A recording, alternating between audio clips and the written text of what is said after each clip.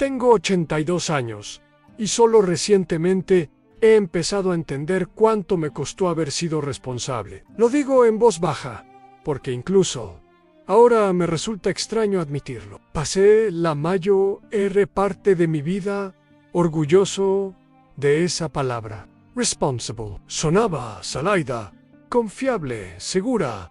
Sonaba como algo que una buena persona debía ser. Estoy sentado en la misma silla en la que me siento cada mañana. Está junto a la ventana, por donde entra una luz pálida y lenta. El cojín está hundido en el centro. Llevo años pensando en cambiarlo, pero nunca lo hago. Afuera, la gente pasa caminando con propósito. Algunos con prisa, otros hablando por teléfono. Los observo como se observa el clima, sin juzgar, solo notando el tiempo. Se mueve distinto ahora, más lento en mi cuerpo, más rápido en todas partes. No cuento esto para que nadie sienta lástima por mí. A esta edad la compasión ya no cambia mucho. Lo cuento porque hay una claridad que aparece tarde en la vida, cuando ya no queda nada que demostrar. El ruido se apaga. Las explicaciones dejan de servir, y lo que queda es la verdad que llevaste esquivando durante décadas. Durante mucho tiempo. Creí que entendía lo que importaba. Pensaba que ser responsable era lo mismo que estar presente. Pensaba que proveer era lo mismo que amar. Pensaba que mantenerse ocupado significaba estar haciendo algo bien. Esas creencias no salieron de la nada. Crecí en una casa donde el silencio significaba supervivencia. Mi padre trabajaba largas horas y volvía cansado. Mi madre mantenía todo en marcha sin quejarse. Los sentimientos no se hablaban, se administraban. Si algo dolía, aprendías a cargarlo sin mostrarlo. A ese tipo de crianza te enseña una disciplina particular. También te enseña a desaparecer de tu propia vida, sin darte cuenta. Para mis 20, ya había encontrado mi lugar, un trabajo estable, una rutina que tenía sentido. Levantarse temprano, viajar, trabajar duro, volver a casa cansado, repetir, no era emocionante, pero era confiable. La gente respetaba eso. Yo también lo respetaba cuando me casé. Me prometí que sería confiable, que uno me haría, que no fallaría, que no crearía incertidumbre. Pensé que esa era la forma más alta de cuidado. En ese momento parecía razonable. La pregunta me rozó por primera vez en mis 30. No de forma clara, no en voz alta, solo como una incomodidad leve que no sabía nombrar. Una noche, mi esposa me preguntó si podía sentarme con ella un rato, nada planeado, sin televisión, solo sentarnos. Recuerdo la luz amarilla en la cocina, el zumbido del refrigerador, el reloj sonando más fuerte de lo que debería. Le dije que necesitaba unos minutos para terminar algo. Ella asintió. Solía hacerlo. Terminé mi trabajo esa noche. No me senté. Se sintió pequeño ni inofensivo. Algo que podía compensar después. Así llegan la mayoría de los errores, en silencio, de forma razonable, con la promesa de que habrá tiempo. La pregunta volvió cuando mis hijos eran pequeños, no como palabras, sino como pedidos, dibujos levantados, buscando aprobación, historias contadas antes de dormir que yo escuchaba a medias mientras pensaba. En la mañana siguiente, yo estaba ahí, físicamente, de manera constante, pero no del todo. Me decía a mí mismo que ellos sabían que los amaba, que los niños entienden cuando los adultos están cansados, que más adelante, cuando las cosas se calmaran, tendríamos más espacio. La comprensión es algo frágil para apostar por ella con los años. La pregunta siguió cambiando de forma. A veces sonaba como decepción, a veces como distancia, a veces como nada en absoluto. Esa última versión era la más peligrosa. Cuando la casa se volvió más silenciosa, pensé que eso significaba éxito. Hijos volviéndose independientes. La vida desarrollándose como se suponía. No noté con qué cuidado habían aprendido a no pedirme nada. No lo noté hasta mucho después. El costo no llegó en un solo momento. Llegó en fragmentos, actos escolares perdidos que parecían reemplazables, conversaciones postergadas porque estaba cansado, disculpas disfrazadas de bromas para que no pesaran demasiado en mis 40s.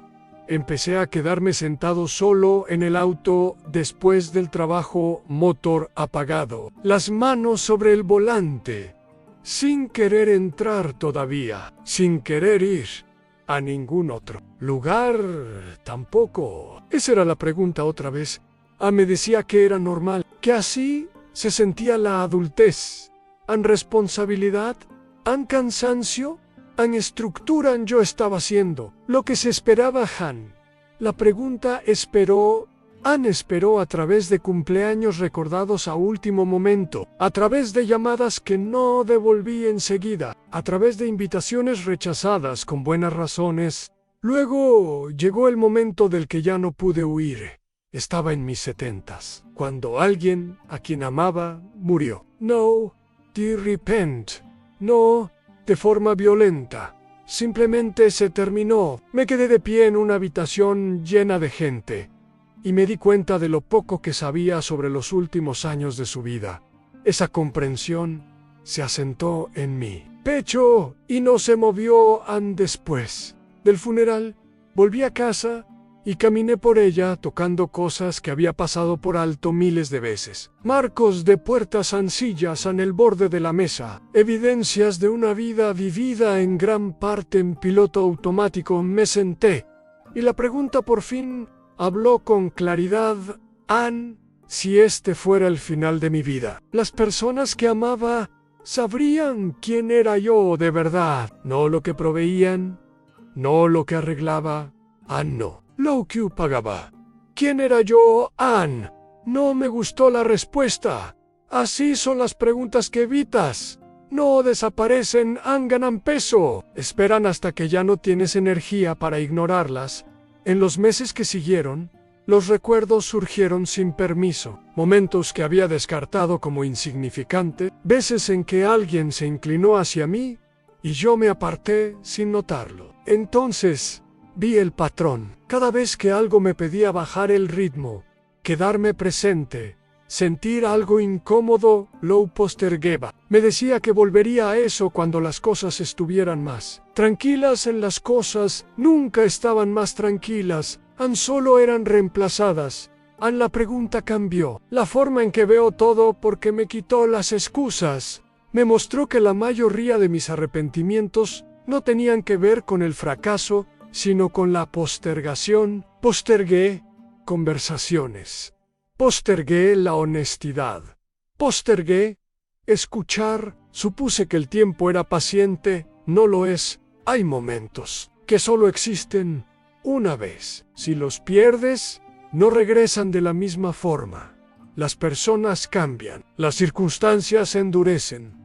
Las puertas se cierran en silencio. No escuchas el sonido hasta que ya es demasiado tarde. Ahora, a los 82, vivo con lo que no se puede arreglar. Hay personas con las que ya no puedo hablar. Palabras que no tienen dónde caer.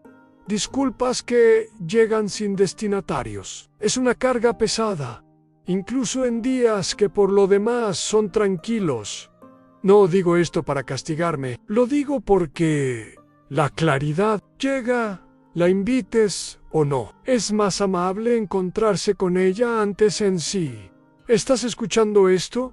Y todavía tienes personas en tu vida que te piden tu atención, tu tiempo, tu presencia. Espero que entiendas algo que yo aprendí demasiado tarde. La pregunta no es, ¿estoy ocupado? ¿Estoy aquí? Pasé gran parte de mi vida siendo eficiente en lugar de presente, útil en lugar de abierto, confiable en lugar de real. Ninguna de esas cosas está mal por sí sola, pero reemplazan la conexión, vacían todo lo demás. Solía pensar que el amor se demostraba con resistencia, con mantenerse firme, con no quejarse. Ahora veo que el amor también necesita riesgo, necesita momentos en los que dejas el horario a un lado y te quedas en la habitación a no después. Ahora la pregunta que lo cambió todo no era ingeniosa, no era filosófica, era dolorosamente simple. ¿Quién me va a extrañar por quién soy? Y no solo por lo que hice. Esa pregunta reorganizó el poco tiempo que me queda. Cambió la manera en que hablo con la gente, ahora en cómo escucho, cómo me quedo con el silencio en lugar de llenarlo. No deshace el pasado, a nada lo hace, pero cambia el peso de los días que quedan. Ansí esto significó algo para ti, que sea un recordatorio silencioso, no una advertencia gritada desde lejos, solo una persona cerca del final de su tiempo, diciéndote lo que le costó esperar. Ahora mis días son más lentos, mi voz más suave, en mi mundo más pequeño. Sigo sentándome junto a la ventana, la misma silla, la misma luz. Y cuando la pregunta aparece cada mañana, ya no la aparto, la respondo con honestidad. Estoy aquí en todo lo que puedo. Eso es todo lo que me queda por ofrecer. Es más de lo que di durante muchísimo tiempo.